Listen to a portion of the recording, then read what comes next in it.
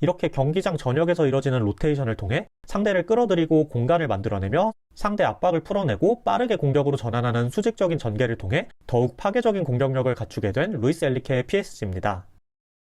안녕하세요, 엘미야입니다. 루이스 엔리케의 PSG의 기세가 매섭습니다. 음바페라는 슈퍼스타가 빠지며 시즌 초반 부침을 겪었지만 젊고 유능한 선수들과 함께 팀적으로 더욱 단단해지며 챔피언스리그에서는 이번 시즌 최강으로 평가받던 리버풀을 꺾고 리그에서는 무패인데 더해 2위 마르세유와 승점을 19점 차이로 벌리며 사실상 우승을 확정지은 분위기입니다. 부임 첫 해였던 지난 시즌에 비해 루이스 엔리케의 전술이 완성돼가고 있는 이번 시즌인데요. 현재 가장 유행하는 구조 중 하나인 3-2-5 포지션 플레이 위에 경기 중 선수들의 위치가 계속해서 로테이션되는 유동성을 가미하고 강한 팀 압박과 중원에서의 에너지를 활용한 역동성을 바탕으로 PSG를 유럽에서 가장 강한 팀 중 하나로 진화시키고 있는 루이스 엔리케입니다. 3-2-5 포지션 플레이 4-3-3을 기반으로 이탈리아 넘버원 돈나룸마가 골문을 지키고 팀의 주장 마르키뉴스와 올 시즌 최고의 영입템 중 한 명 파초가 정발 센터백으로 나섭니다. 라이트백 하키미는 공격 시 전진하여 폭을 벌리거나 우측 8번 자리로 들어가고 레프트백 누누 멘데스는 우선적으로는 세 번째 센터백으로 서며 후방에 3백을 형성합니다. 왼발 센터백 베랄두와 루카 에르난데스 역시 센터백 혹은 레프트백으로 나설 수 있습니다. 중원 3미들에는 주로 기술과 기동력을 겸비한 다재다능한 선수들이 배치됩니다. 지난 시즌부터 팀의 핵심 수비형 미드필더로 나서고 있는 비티냐에 더해 역시 올 시즌 최고의 영입생 주앙 네베스가 추가되며 뛰어난 온더볼 능력을 통해 경기를 보다 안정적으로 운영하고 있습니다. 뿐만 아니라 왕성한 활동량을 통해 박스투박스 유형의 파비안 루이스, 자이르 에메리와 함께 중원의 에너지와 역동성을 불어넣습니다. 여기에 더해 올 시즌 영입된 데지레 두에와 이강인이 중원에 배치되며 공격력과 창의성을 제공하기도 합니다. 주로 3미들 중 2명은 6번, 1명은 8번 자리로 전진하면서 우측 8번으로 전진한 하키미와 중원 박스 형태를 갖춥니다. 전방에는 이번 시즌 기량이 만개한 바르콜라와 겨울에 영입된 나폴리 에이스 크바라첼리아 등 발빠른 크랙들이 윙어로 나서며 사이드 폭을 벌리고 이강인과 두에 역시 윙어로 나설 수 있습니다. 이강인의 경우에는 다른 경쟁자들에 비해 스피드는 부족하지만 사이드에서 부드러운 연계와 창의성을 제공합니다. 그리고 역시 크랙 유형의 덴벨레가 본래 라이트 윙으로 활용됐었지만 이번 시즌 중앙에서 펄스9의 역할을 부여받은 이후 맹활약을 펼치며 새롭게 태어난 모습입니다. 이 부분은 조금 더 뒤에서 자세히 이야기해보겠습니다. 이러한 동선을 통해 공격 시 기본적으로 3-2-5 구조가 형성되면서 후방에서부터 중앙을 과부하하며 중앙에서의 수적 우위를 활용해 중원을 장악하고 사이드에서는 발빠른 윙어들이 사이드를 흔들며 전방에서 5대4 수적 우위를 활용해 하프 스페이스를 공략하는 현재 가장 유행하는 전술적 구조가 활용됩니다. 라이트백 하키미는 전진하고 레프트백 누누 멘데스는 후방에서 세 번째 센터백으로 서면서 3-2-5 구조를 형성하는 PSG입니다. 로테이션 하지만 이번 시즌 PSG는 여기서 그치지 않습니다. 특히 지난 시즌과 비교해 포지셔닝의 유동성이 더해지며 경기 중 선수들이 위치를 고정하지 않고 유기적으로 위치를 맞바꾸는 로테이션을 가져가는 팀으로 진화했습니다. 우선 하키미는 라이트윙과 계속해서 자리를 맞바꾸고요. 중원에서 공격형과 수비형을 모두 볼 수 있는 다재다능한 미드필더들 역시 자유로운 동선을 가져가며 이 과정에서 투볼란치 중 한 명이 전진하면 원볼란치 형태의 3-1-6으로 구조의 변형을 가져가면서 이제 전방에서 상대 5백에 대해서도 6대5 수적 우위를 갖습니다. 또 전방에서도 좌우 중앙 모두 소화 가능한 3톱이 수시로 위치를 맞바꿉니다. 또 레프트백에 수비뿐만 아니라 폭발적인 공격력 역시 겸비한 누누 멘데스가 나선다면 3백으로 후방에만 머무르지 않고 좌측 8번으로 전진하여 하프 스페이스를 공략하거나 좌측면 폭을 벌리며 사이드를 공략합니다. 이 과정에서 중원에서 한 명이 3백에 가깝게 내려서는 동선을 가져가면서 후방에서는 빌드업과 볼 소유 능력을 더욱 극대화시키고 전방에서는 기동력과 공격력을 극대화시키는 질적 우위를 가져갑니다.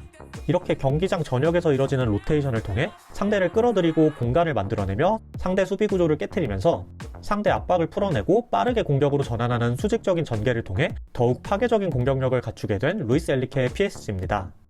3-2-5에서 투볼란치 중 한 명이 전진하면서 3-1-6으로 구조가 변형되기도 하며 세 번째 센터백으로 섰던 누누 멘데스가 좌측 8번으로 전진하고 투볼란치 중 비티냐가 후방으로 내려서는 로테이션 과정에서 3-1-6으로 구조가 변형되기도 합니다. 이번엔 3-2-5 구조를 갖춘 상황에서 사이드로 볼이 빠질 때 8번 자리에서 사이드로 빠지며 상대를 끌고 들어가고 6번 자리에서 8번 자리로 전진하며 상대를 끌고 들어가면서 이때 열리는 공간으로 전방에서 내려서며 볼을 연결받습니다. 이어서 사이드에서 중앙으로 들어가며 열린 공간으로 치고 들어가고 이때 8번 자리에서 내려서며 상대 수비를 끌어들일 때 사이드에서 돌아뛰는 하키미에게 침투 패스를 보내면서 사이드에서의 로테이션으로 상대 수비 구조를 무너뜨리고 압박을 풀어내는 수직적인 공격 전개가 펼쳐집니다. 1차 빌드업 과정에서 비티냐가 파초 옆으로 내려서면서 상대 수비를 끌어들일 때 누누 멘데스가 상대 윙어 등 뒤에서 중앙으로 이동하는 로테이션을 통해 상대 압박을 풀어내고 상대 진영으로 빠르게 전진하는 수직적인 전개가 이뤄지며 순식간에 파이널 서드에 도달하여 사이드로 볼을 내준 뒤 하프 스페이스 침투를 통해 공간을 창출하여 윙어의 마무리 슈팅까지 이어갑니다. 이번엔 1차 빌드업 과정에서 사이드에서 내려서며 상대 풀백을 끌어들이고 이때 하프 스페이스에 열린 공간으로 3선에서 침투하면서 상대 공격형 미드필더를 끌어들이며 2선에서 볼을 받으러 내려서며 상대 수비형 미드필더를 끌어들이면서 이러한 중원 로테이션을 통해 상대 수비 구조를 깨트리면서 중원의 넓은 공간을 만들어내고 최전방에서 내려서며 대각선 전진 패스를 연결받습니다. 이렇게 압박을 풀어낸 후 상대 높은 수비 라인 뒷공간을 공략하는 수직적인 전개를 통해 빠르게 공격으로 전환하며 이어서 덴벨레가 박스 안으로 침투하여 득점을 만들어냅니다. 이렇듯 선수들이 활발하게 위치를 이동하는 유동적인 로테이션을 통해 상대 수비 구조를 깨트린 뒤 수직적인 전개로 빠르게 공격으로 전환하여 찬스를 만들어내는 PSG의 위협적인 공격입니다. 펄스 9. 한편 이번 시즌 PSG의 고민 중 하나는 최전방 스트라이커였습니다. 지난 시즌 좌측면과 최전방을 커버한 은바페가 떠난 이번 시즌 먼저 정통 스트라이커 하무스를 주전으로 낙점했지만 리그 1라운드 만에 부상을 당하고 맙니다. 이어서 백업 스트라이커 콜로 무안이 역시 부진하자 루이스 엘리케가 선택한 해결책은 정통 스트라이커 없이 가짜 9번을 두는 펄스9 전술이었습니다. 이러한 펄스9은 역시 팀의 유동적인 로테이션 전술로 인해 빛날 수 있었는데요. 선수들이 경기 중 유기적으로 서로 자리를 맞바꾸는 PSG의 구조 속에서 포워드 역시 최전방에서 10번 자리와 8번 자리로 내려서며 중원에 가담하고 밖으로 빠지는 움직임을 가져가며 사이드로 빠지기도 하고 심지어는 중원 6번 자리까지 내려서는 굉장히 자유롭고 유연한 포지셔닝을 취할 수 있었습니다. 원톱까지 중원에 가담한 PSG는 중원의 숫자를 늘리며 중원 장악에 유리한 고지를 점합니다. 가장 먼저 펄스9으로 선택된 아센시오는 공격 전 지역을 소화 가능한 노련함으로 이 역할을 무난하게 소화했지만 파괴력이 떨어졌습니다. 이어서 선택된 이강인은 영리한 포지셔닝으로 중원에서 프리맨이 되어 장기인 반대전환 킥을 뿌리기도 하고 공격 포인트를 생산하는 등 더 나은 모습을 보여줬지만 순간적인 침투로 상대 뒷공간을 공략하거나 상대를 끌어들이는 등 2선 및 전방에서의 폭발력은 다소 부족했습니다. 대질의 두 해의 경우 폭발력은 더해졌지만 포지셔닝 등에서 경험 부족에서 비롯된 미숙함이 드러났고요. 결국 루이스 엘리케의 선택은 팀의 에이스 덴벨레였고 이 선택은 신의 한 수가 되었습니다. 덴벨레는 본래 폭발적인 스피드를 활용해 사이드를 흔드는 데 능한 크랙 유형의 윙어였지만 사이드를 허문 뒤 이어지는 마무리 패스와 슛의 세밀함에서 큰 기복을 보였습니다. 그리고 루이스 엘리케는 지난 시즌 덴벨레를 종종 2선 중앙에 배치하고 덴벨레는 무난한 활약을 펼치며 가능성을 봤는데요. 그리고 이번 시즌 중앙에서 펄스9으로 기용된 덴벨레는 엄청난 활약을 펼치기 시작합니다. 지난 시즌 2선 미드필더를 봤던 경험을 바탕으로 적절한 타이밍에 중원에 가담하여 중원의 수적 우위를 제공하고요. 또 스피드를 활용한 순간적인 침투로 상대 뒷공간을 공략하기도 하며 박스 안에서도 민첩한 몸놀림으로 상대 센터백들을 따돌립니다. 결정적으로 사이드에서만 위치하면 계속되는 스프린트로 마무리에서 집중력이 흐트러질 수 있지만 비교적 스프린트가 적고 또 후방으로의 수비 가담 역시 윙어보다는 덜한 중앙에서는 힘을 비축하면서 박스 안에서 보다 집중력을 갖고 동료의 어시스트를 마무리할 수 있었고 로테이션을 통해 한 번씩 사이드로 빠질 때 1대1 돌파 이후 이어지는 마무리 패스와 슈팅 역시 보다 세밀해질 수 있었는데요. 이 과정에서 지난 시즌 6득점에 불과했던 덴벨레가 이번 시즌 현재까지 30득점을 기록하고 특히 2025년에만 22골로 2025년 들어 유럽 5대 리그에서 가장 많은 득점을 기록하면서 현재 발롱도르 후보로도 거론될 정도로 엄청난 활약을 펼치고 있습니다. 이렇듯 로테이션 전술을 바탕으로 한 덴벨레 펄스9 기용을 통해 최전방 고민을 해결하며 상승 곡선을 이어나가고 있는 PSG입니다. 압박. 마지막으로 이번 시즌 PSG를 이야기할 때 빠질 수 없는 부분은 바로 압박인데요. 더욱더 강력해진 전방 압박과 중원 압박을 통해 상대 공격을 무력화시키고 있습니다. 우선 사하나 수비 블록을 기반으로 상대 중원을 1대1로 묶으며 상대의 중앙 진입을 방어하는 PSG입니다. 이어서 상대를 뒤로 밀어내고 하이블록으로 전진하면 주로 라이트윙이 채널링을 통해 좌측 센터백을 압박하고 하키미가 점프하여 상대 레프트백을 압박하면서 상대를 모두 1대1로 대응시키는 맨투맨 전방 압박 구조를 가져갑니다. 이를 통해 상대 골키퍼의 선택지를 없애고 롱볼을 유도하며 기동력 좋은 중원에서 세컨볼을 가져갑니다.